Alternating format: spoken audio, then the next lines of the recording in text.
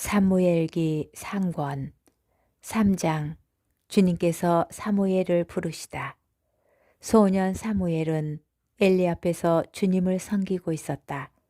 그때에는 주님의 말씀이 드물게 내렸고 환시도 자주 있지 않았다. 어느 날 엘리는 잠자리에 누워 자고 있었다. 그는 이미 눈이 침침해지기 시작하여 잘 볼 수가 없었다. 하느님의 등불이 아직 꺼지기 전에 사무엘이 하느님의 궤가 있는 주님의 성전에서 자고 있었는데 주님께서 사무엘을 부르셨다. 그가 예 하고 대답하고는 엘리에게 달려가서 저를 부르셨지요. 저 여기 있습니다. 하고 말하였다.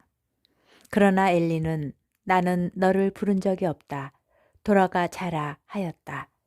그래서 사무엘은 돌아와 자리에 누웠다.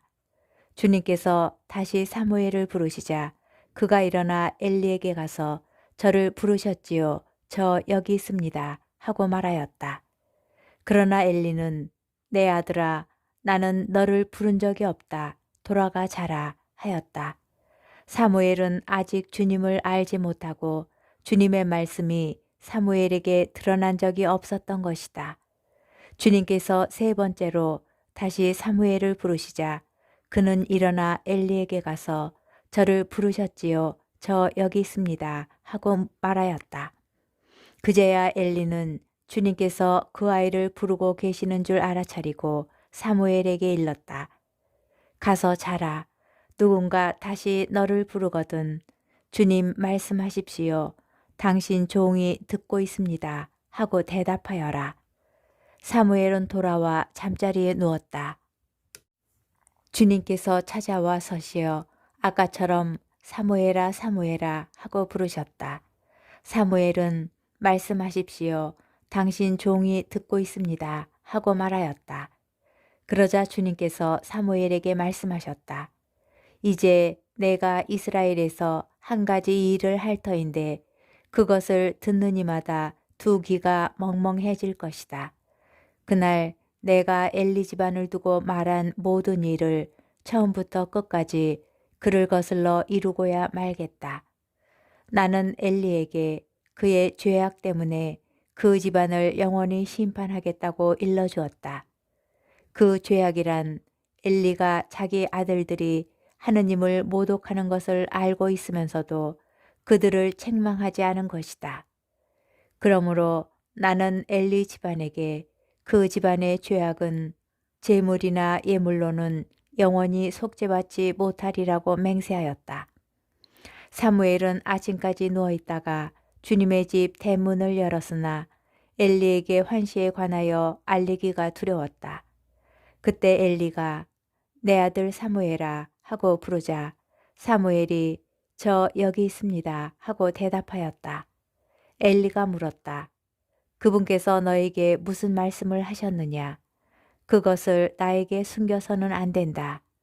하느님께서 너에게 하신 모든 말씀 가운데 한마디라도 나에게 숨기면 그분께서 너에게 벌을 내리시고 또 내리실 것이다. 사무엘은 엘리에게 모든 것을 숨김없이 털어놓았다. 그러자 엘리는 그분은 주님이시니 당신 보시기에 좋으실 대로 하시겠지 하고 말하였다. 사무엘이 자라는 동안 주님께서 그와 함께 계시어 그가 한 말은 한마디도 땅에 떨어지지 않게 하셨다. 단에서 부에르세바에 이르기까지 온 이스라엘은 사무엘이 주님의 믿음직한 예언자라는 사실을 알게 되었다. 주님께서는 실로에서 거듭 나타나셨다. 주님께서 실로에서 주님의 말씀으로 사무엘에게 당신을 드러내신 것이다. 사무엘기 상권 4장. 그리하여 사무엘의 말은 그대로 온 이스라엘에 전해졌다. 이스라엘이 필리스티아인들에게 계약 괴를 빼앗기다. 이스라엘은 필리스티아인들과 싸우러 나가 에벤 에제르에 진을 치고 필리스티아인들은 아펙에 진을 쳤다. 필리스티아인들은 전열을 갖추고 이스라엘에게 맞섰다. 싸움이 커지면서 이스라엘은 필리스티아인들에게 패배하였다. 필리스티아인들은 벌판의 전선에서 이스라엘 군사를 4,000명 가량이나 죽였다. 군사들이 진영으로 돌아오자 이스라엘의 원로들이 말하였다. 주님께서 어찌하여 오늘 필리스티아인들 앞에서 우리를 치셨을까? 실로에서 주님의 계약궤를 모시옵시다. 주님께서 우리 가운데 오시어 원수들 손에서 우리를 구원하시도록 합시다. 그리하여 백성은 실로의 사람들을 보내어 거기에서 거룹들 위에 좌정하신 만군의 주님의 계약궤를 모셔왔다. 엘리의 두 아들 호프니와 피느하스도 하느님의 계약궤와 함께 왔다. 주님의 계약궤가 진영에 도착하자 온 이스라엘은 땅이 뒤흔들리도록 큰 함성을 올렸다.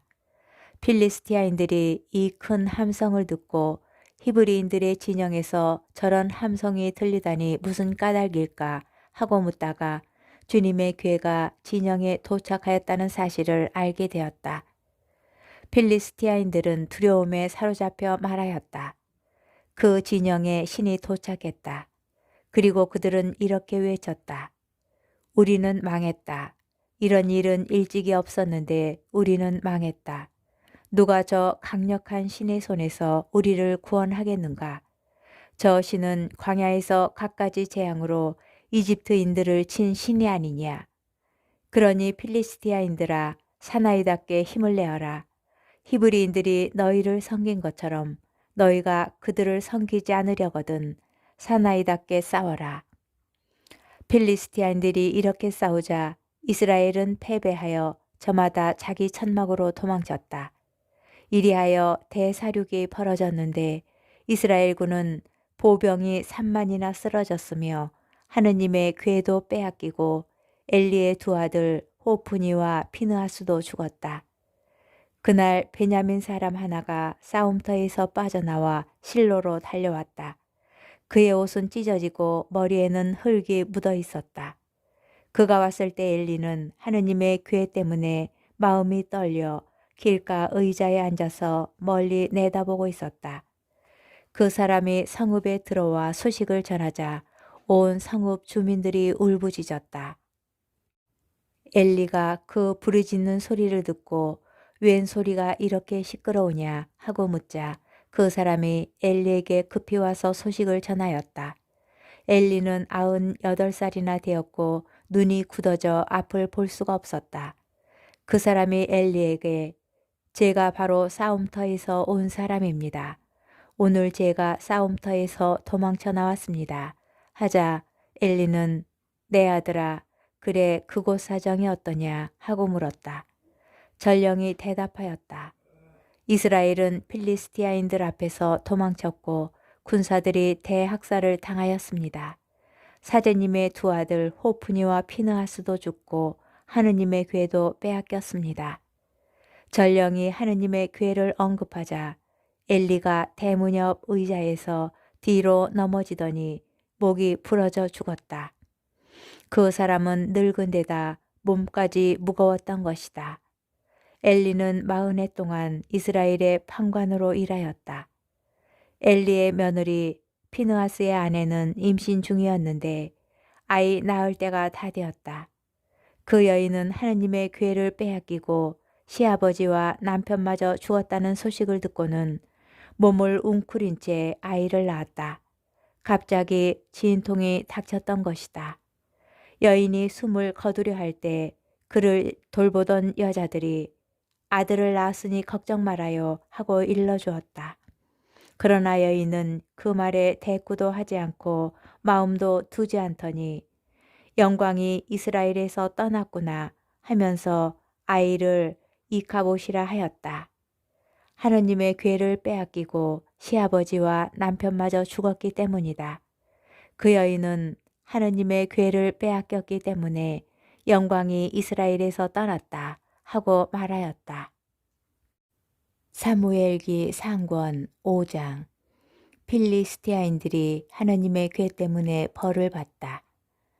필리스티아인들은 하느님의 궤를 빼앗아 에벤 에제르에서 아스도로스로 옮겼다.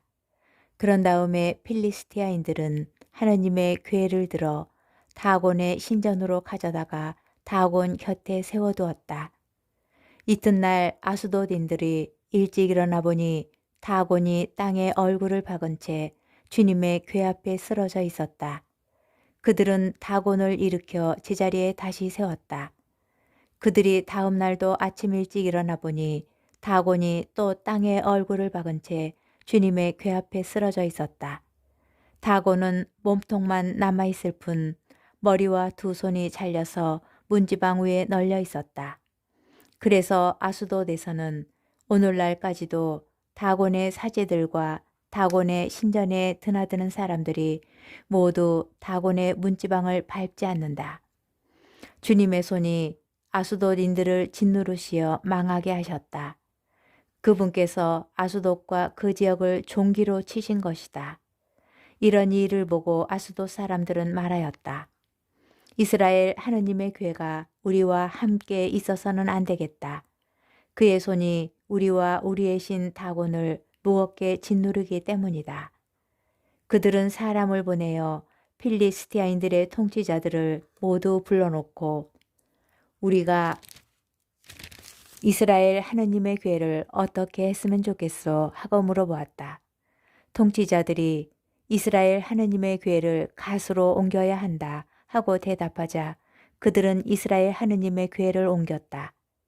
그들이 그 궤를 그리로 옮기자 주님의 손이 그 성읍을 치셔서 매우 큰 소동이 일어났다. 그분께서 그 성읍 사람들을 낮은 자 높은 자 가릴 것 없이 내려치시니 종기가 그들 몸에 솟아났다. 그래서 그들은 하느님의 궤를 에크론으로 보냈다. 하느님의 궤가 에크론에 들어오자 에크론인들도 어찌하여 그들이 이스라엘 신의 궤를 우리에게 옮겨와 우리와 우리 백성을 죽이려 하는가 하면서 울부짖었다.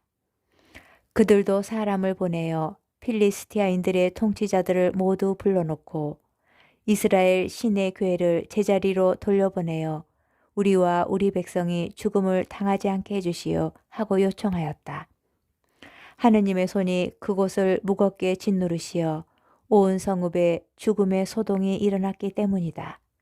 죽지 않은 사람들은 종기가 났다. 그래서 온 성읍에서 지르는 비명소리가 하늘까지 올라갔다.